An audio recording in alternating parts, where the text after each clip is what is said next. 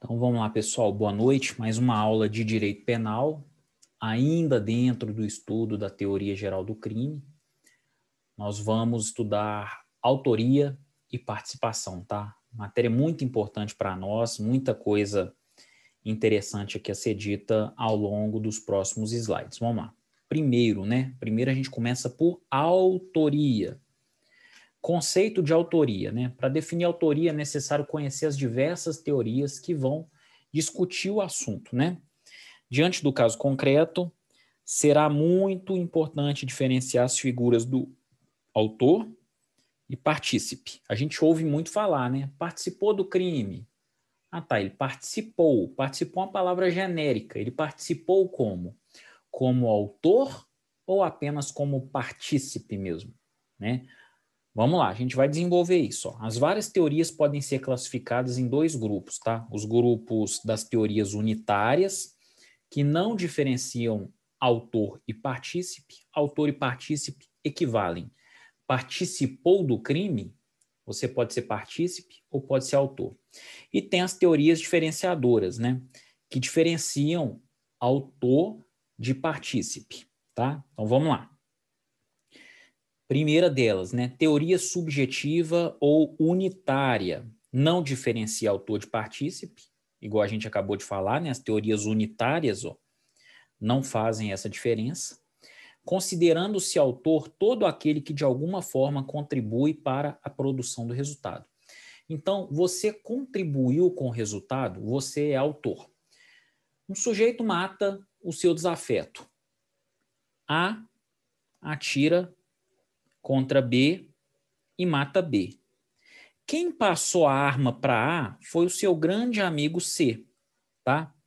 Foi o seu grande amigo C. Então, neste caso, para a teoria subjetiva ou unitária, A é autor. E C é autor também, que essa teoria não diferencia autor de partícipe. Ele colaborou? Colaborou. Poxa, mas ele teve uma mera participação, ele só emprestou a arma. Ele nem tinha dolo de matar ninguém, não importa. De acordo com a teoria subjetiva ou unitária, não há diferença entre autor e partícipe, tá? Autor é todo aquele que de alguma forma contribuiu para a produção do resultado. Contribuiu? O C contribuiu? Contribuiu. Ele emprestou a arma de fogo utilizada no crime. Então, ele contribuiu. Logo, ele é autor, tá? Permite-se penas iguais para condutas e resultados diferentes, tá? Penas iguais para condutas e resultados diferentes, porque as condutas são diferentes, pessoal? A conduta de A é de homicídio, ele tem o dolo de tirar a vida de alguém. A conduta de C, muitas vezes pode ser até fatatípico. Às vezes ele tem o registro da arma. E às vezes ele acha que o A também tem porte de arma e poderia portar a arma dele, tá? Mas, enfim, na pior das hipóteses, o dolo dele aqui foi como é que fala? Porte ilegal de arma de fogo, Então, para condutas diferentes, nós temos aí penas iguais, tá?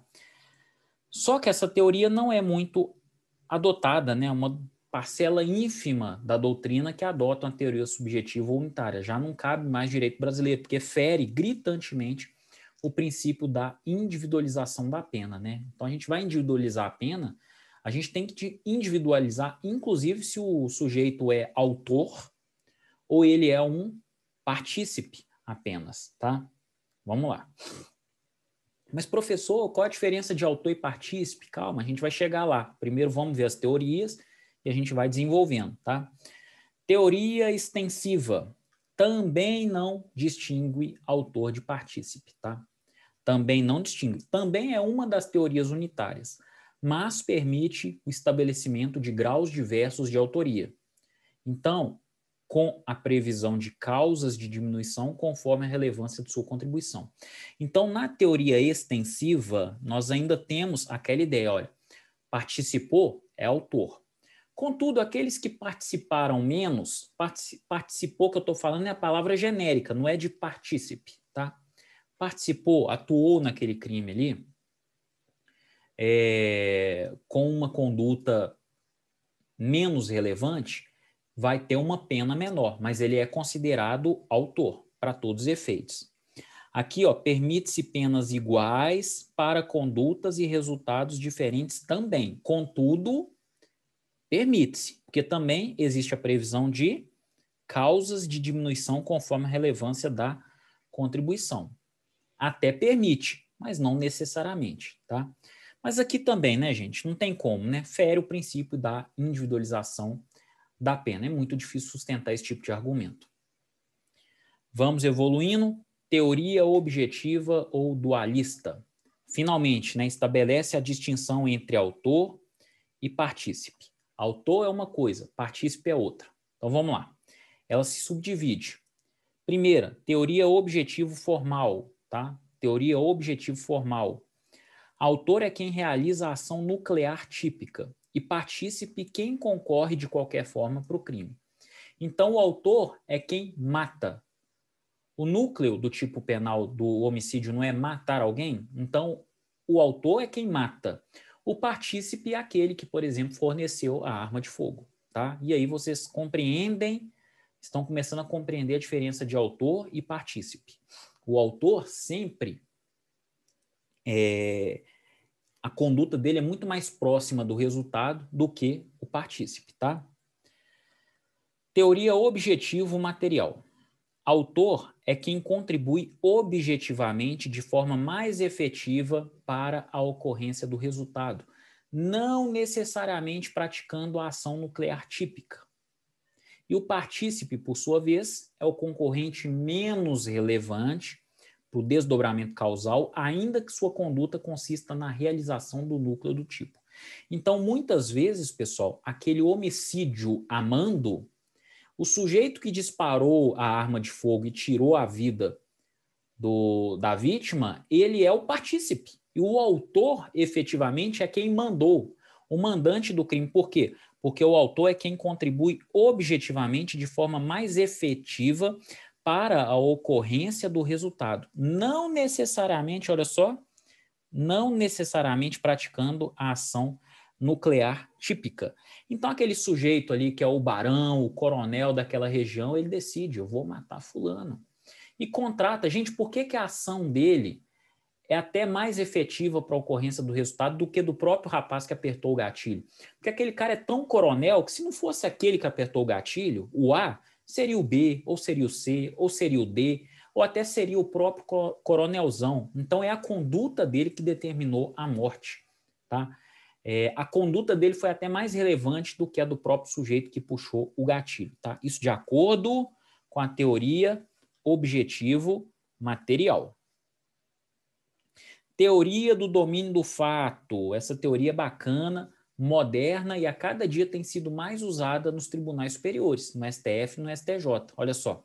Idealizada pelo alemão Hans Wetzel, tá? Que é o criador da teoria finalista, tá?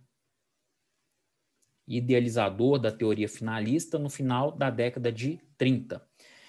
Para essa teoria, pessoal, o autor é quem controla finalisticamente o fato, ou seja, quem decide a sua forma de execução, seu início, cessação e demais condições.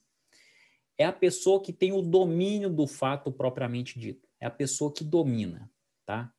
O partícipe, por sua vez, será aquele que, embora colabore dolosamente para o alcance do resultado, não exerça domínio sobre a ação. Então, nesse mesmo exemplo aí do coronelzão, gente, é o coronel que tem o domínio do fato, é ele que manda, é ele que decide. Se ele fala, grita lá para o sujeito, não mata, o sujeito não vai matar. Tá? E o partícipe é aquele, colabora dolosamente, até mesmo atirando, mas não é ele que tem o domínio da ação. Tá? Não é ele que tem o domínio da ação. E como desdobramento lógico desta teoria, é possível afirmar que possui o controle final do fato aquele que, por sua vontade, executa o núcleo do tipo, que é o autor propriamente dito. É óbvio, né? Geralmente o autor é o cara que puxa o gatilho, né, gente? Independentemente aí da teoria ou da doutrina que a gente está seguindo, o autor é aquele que puxa o gatilho, aquele que pratica a conduta descrita no núcleo do tipo, o verbo, O verbo, qual que é o verbo, gente? Artigo 121 do Código Penal, matar alguém, só isso, matar alguém. Qual é o verbo? Matar. Quem mata é autor, né? É também autor, né? Aquele que possui o controle final do fato. Aquele que planeja a empreitada criminosa para ser executada por outra pessoa, o chamado autor intelectual, né? O autor intelectual é o cara que vai executar toda a empreitada, ele vai planejar, ele vai comprar o que for necessário, ele vai posicionar, enfim, o outro sujeito vai só apertar o gatilho, que é autor também, diga de passagem, né? Aquele que se vale de um não culpável ou pessoa que atua sem dolo ou culpa para executar o tipo. Esse é o autor mediato, né? O autor mediato, gente, ele se vale de um autor imediato que é imputável, um sujeito que não será punível. Então eu, maior de idade, peço um menor ali de 10 anos, dou uma arma na mão dele e falo, atira naquele cara ali, ó. O menor que matou, ele é o autor imediato, mas ele não responde criminalmente, tá? Ele é menor. Ah, é só menor? Não, gente. Uma pessoa que às vezes não sabe o que está fazendo. O sujeito dá uma arma na mão de uma pessoa com 25 anos de idade, inteligente, né? Dentro das suas faculdades mentais, fala assim, atira lá naquela árvore lá que eu vou te dar um prêmio. Mas detalhe, é uma arma de chumbinho. Aí o cara fala, pô, bacana, eu quero ganhar um prêmio. E ele pega aquela arma que não é de chumbinho, é uma arma verdadeira e atira naquela árvore. Na verdade, não é uma árvore, é uma pessoa fantasiada de árvore. Ô, gente, é por incrível que pareça, né? Esses exemplos aparecem sim nos livros de doutrina, são absurdos, mas aparecem, tá? E aí ele mata a pessoa. Mas, gente, ele tinha dolo ou culpa? Ele queria matar alguém? Claro que não. Ele matou, ele atirou contra uma árvore, que ele achava que era uma árvore, era uma pessoa fantasiada de árvore. E outra coisa, ele achava ainda que era uma arma de chumbinho, né, que causa um potencial lesivo muito menor, não é nem arma de fogo, né, é uma arma de pressão. Mas era uma arma de fogo, ele não sabia. Então, é nesse tipo de situação, tá? Ele é o autor imediato, mas quem é o autor mesmo que responde, quem tem um domínio, controle final do fato, é o autor mediato, que se valeu desse inimputável, né, dessa pessoa que não é culpável, ou da pessoa que atua com ausência de dolo ou culpa, tá? Essa teoria, ela é compatível apenas, né, com os crimes dolosos, né, gente? Os crimes culposos não tem como a gente fazer essa ponte toda, beleza? A teoria do domínio do fato. E segundo a doutrina conservadora, o artigo 29 do Código Penal se ajusta à teoria objetivo-formal, que é aquela pré-teoria do domínio do fato, né? A teoria objetivo-formal. Todavia, a doutrina, né, seguida pelos tribunais superiores tem adotado cada vez mais a teoria do domínio do fato. Essa tem sido a teoria mais moderna, embora não possa ser utilizada, né, de forma aberta nos crimes culposos, mas é uma teoria interessante para punir, procurar punir mesmo de forma mais eficaz aquele que realmente merece, né? Autor mediato, gente, eu falei de autoria imediata ali, quem é autor mediato, né? É o sujeito que, sem realizar diretamente a conduta descrita no tipo penal, comete o fato típico por ato de outra pessoa utilizada como seu instrumento. Não se confunde com o conceito de partícipe que não possui o domínio do fato, tá? Então, o autor mediato, aquele que se valeu do inimputável ou daquele que não responde com dolo ou culpa, né? Ele não é um mero partícipe, ele é um autor mediato, tá? Ele se usou de uma outra pessoa, ele usou uma outra pessoa como seu instrumento, como se ele estivesse praticando aquela conduta, mas não foi ele que praticou. Por isso ele é um autor mediato, olha só. Autor mediato, autor imediato, né? A sua conduta é a principal. A conduta do autor imediato é acessória. Ele é inimputável aqui, ele nem sabe que está cometendo crime. O autor imediato é aquele que detém o domínio do fato. Ele detém o domínio do fato. O autor imediato não detém o domínio do fato, ele nem sabe que está praticando crime. Ou se sabe, ele é inimputável, um menor. Ah, mas ele tem 17 anos, 11 meses e 29 dias, mas é menor de idade, tá? Para efeitos legais. O autor imediato se vale como seu instrumento, né, da pessoa não culpável, que é o não imputável, sem potencial consciência da ilicitude, ou inexigível dele uma conduta diversa, ou uma pessoa que atua sem dolo ou sem culpa. Só isso, tá? E embora o Código Penal não contenha previsão expressa a respeito do conceito de autoria imediata, a doutrina apresenta 5 hipóteses em que o instituto é aplicável, né? No caso da inimputabilidade penal, o sujeito é inimputável, né?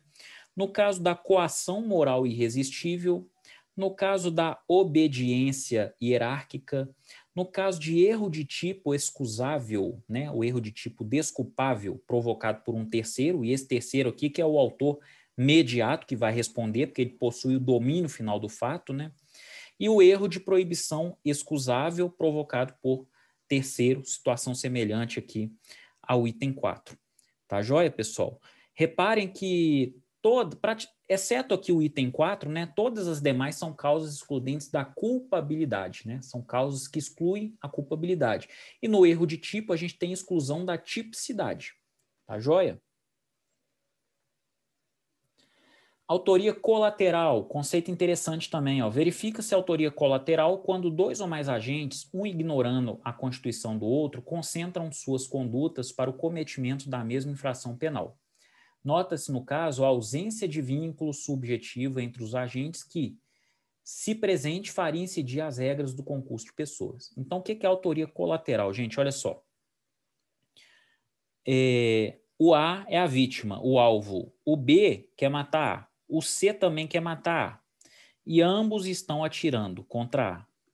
Só que o D não sabe que o C está atirando em A. E o C também não sabe que o B está atirando em A. Ok? Se eles soubessem, gente, estariam agindo em concurso de pessoas, de forma conjunta, né? A gente tem até qualificadora do crime de homicídio. Mas não, aqui a gente está diante de uma autoria colateral. Um não sabe do outro, tá? Um não sabe do outro. Então, o que fazer quando não é possível identificar quem foi o efetivo causador do resultado criminoso, né? Porque aí a gente vai ter a chamada autoria incerta. Quem matou? Foi A, foi B ou foi C? Gente, se não foi, a prova pericial não foi capaz de descobrir quem matou, porque às vezes a prova pericial é capaz, sim, de identificar o projeto saiu de tal arma que estava com fulano, né? Mas não deu para identificar, gente, ambos vão responder por crime tentado. Né? Ah, professor, mas aí um deles vai ser beneficiado. Vai. O que a gente não pode é prejudicar o outro. Porque se os dois respondem por crime consumado, por homicídio consumado, um deles vai ser prejudicado. Porque um deles tentou matar e não conseguiu. Ele não conseguiu porque o outro matou antes dele. Né? Então, ambos vão responder aqui por crime tentado. Beleza? Conforme destacado, agora a gente vai falar de participação, hein? Terminamos a autoria. Conforme destacado, no Brasil a participação tem um caráter acessório da autoria. A doutrina aponta que a participação pode ocorrer por via moral ou por via material, tá? Participação moral, né, gente? Instigação e induzimento. Isso é até mais comum no crime de suicídio, né? Que é um crime que só se... Perdão, gente. Um crime que só se consuma quando existe a participação e não a autoria, né? Quando há instigação, quando há induzimento. Vamos lá, comete o crime. Olha, toma aqui, ó, toma a arma de fogo, vou te ajudar você a matar esse cara, toma a arma de fogo, né? É a instigação ou o induzimento. Eu estou induzindo a pessoa, eu estou instigando, eu estou incentivando ela, né? E a participação moral ocorre com o auxílio de instrumentos para viabilizar a prática criminosa. Aliás, o exemplo que eu dei aqui, toma arma de fogo, né, gente? Ele até está mais aqui na participação material, né? Que eu estou auxiliando com um instrumento que é a arma de fogo. O incentivo só, que é a participação moral. Toma, vai lá, esse cara merece mesmo. Poxa, você tem que matar esse cara, ou você tem que roubar, você tem que furtar, você tem que fazer qualquer crime, não importa qual crime, tá? Na participação material, não. Toma aqui, ó, a corda para você se enforcar. Toma aqui a arma de fogo para você matar seu inimigo. Toma aqui um carro para você cometer o furto lá e fugir nele. Toma aqui a faca para você cometer o roubo. Essa participação é material, né?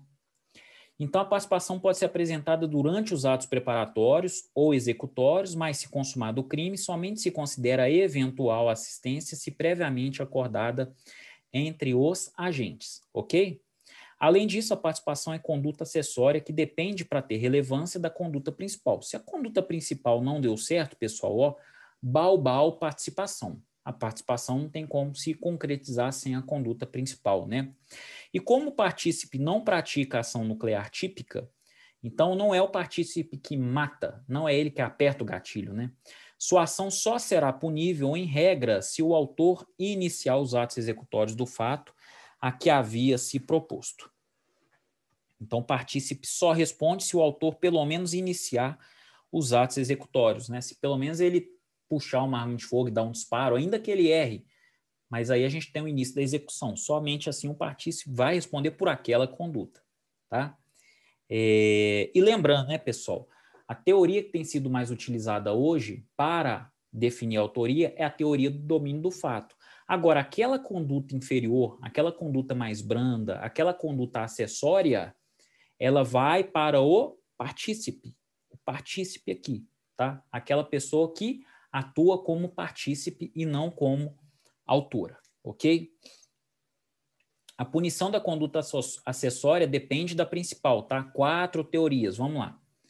A acessoriedade mínima.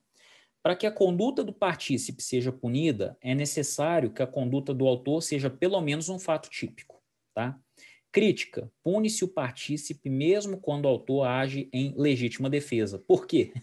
Pune-se o autor agiu em legítima defesa, mas a gente vai punir o partícipe.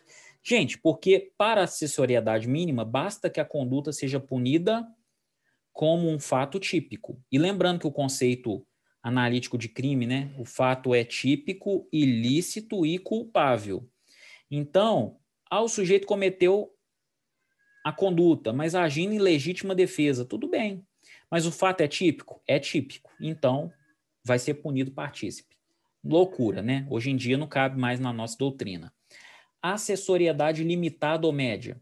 Para que a conduta do partícipe seja punida, é necessário que a conduta do autor seja pelo menos um fato típico e ilícito. Então, eu preciso ter um fato típico e ilícito também. Para essa teoria, não precisa da conduta ser culpável, tá? O autor pode até ser absolvido, inclusive, e o partícipe ser condenado. Então, permite-se a punição do partícipe que auxilia o inimputável, tá? Exemplo, né, quando a gente usa um menor de idade. Essa é a teoria mais usada no Brasil. Ah, mas o autor mediato, ele não é punível, porque ele é inimputável, não tem problema. Eu falei que a conduta tem que ser um fato típico e ilícito. E essa teoria, ela permite a utilização da teoria do domínio do fato. E a gente casa bem aqui, né? Autor com partícipe. Beleza? Então, o sujeito se valeu de um inimputável. O agente, né, usa um menor de idade para matar outro. Ótimo. O menor é o autor imediato, é ele que executa a conduta, mas ele não é punível, ele não será punível no plano criminal. Obviamente vai responder como menor, né, vai receber medidas socioeducativas, mas no plano criminal não, ele é inimputável. O autor mediato é o autor propriamente dito, o mandante daquele crime, o cara que tem um controle da ação final, o cara que controla o resultado. Tá? Agora, aquela pessoa que emprestou a arma para ele passar para aquele menor, é o nosso querido partícipe. E ele vai responder mesmo se o autor for um inimputável. Tá? Acessoriedade máxima. Para que a conduta do partícipe seja punida, é necessário que a conduta do autor seja típica, ilícita e culpável. Aí a gente tem crítica, né, que não permite a punição de quem auxilia agentes não culpáveis. Não faria sentido aqui para nós. O sujeito utilizou um menor como autor imediato, e aí o partícipe não será punido? Não faria o menor sentido, né?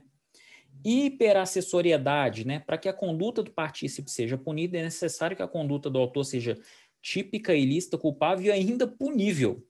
Aí não, né, gente? Aí aqui nós vamos ter injustiças absurdas. Por exemplo, se o autor falecer, o partícipe não seria mais punível. Imagina, o autor morre, então o partícipe não responde por mais nada. Não faria o menor sentido, tá? Teoria também não mais adotada pelo nosso direito penal brasileiro, tá? E é isso, pessoal. O que eu tinha para a aula de hoje sobre autoria e participação, né, para vocês entenderem quem é autor, quem é partícipe, né, entenderem as teorias que são mais utilizadas, quais teorias estão sendo adotadas pela nossa doutrina, tá? E eu espero que tenha colaborado aí com a aprendizagem de vocês. Para quem estiver assistindo no YouTube, eu vou encerrar a aula. Ficou alguma dúvida? Não tem problema não. Coloca lá no comentário que eu respondo para você. Para quem estiver aqui presente nesse momento de gravação de aula, eu vou encerrar a gravação, mas a gente continua o nosso bate-papo aqui para fazer as correções, né? E também para a gente conversar sobre as dúvidas, tá joia? Pessoal, muito obrigado aí e a gente se vê numa próxima oportunidade. Até mais.